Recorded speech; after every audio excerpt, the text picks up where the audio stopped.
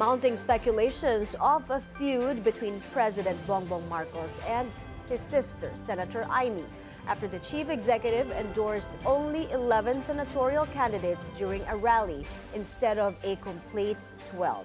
Paulo Barcelon reports.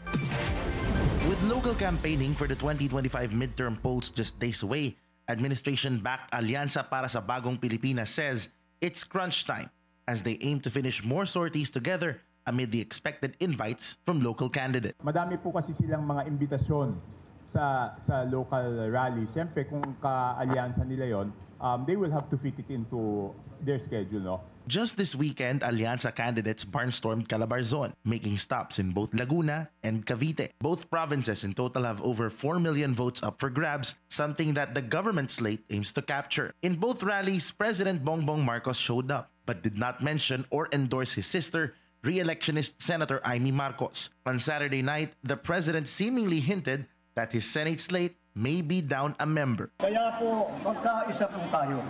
Magkaisa po tayo sa ating alyansa.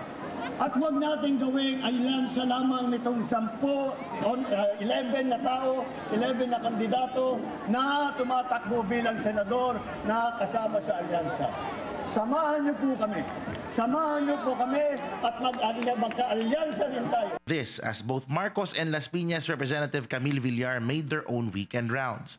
Villar went to Caloocan on Saturday but did not attend the Alianza press conference or rally. On Saturday, Marcos faced the media in a press conference in Quezon City.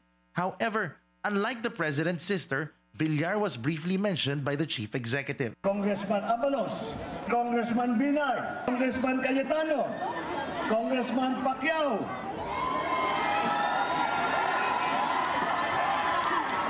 Congressman Tulfo, Congressman Villar.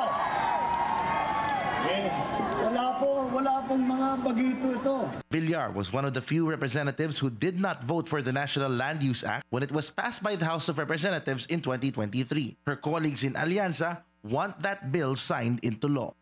We must pass the National Land Use Act.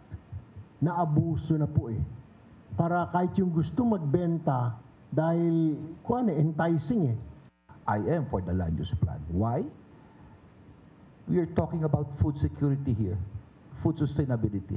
Iisipin ko ngayon kung paano ma-link yung one town, one product law na pinasa namin ilang buwan na nakakalipas dito sa para mapunuan yung kakulungan ng ating land use plan.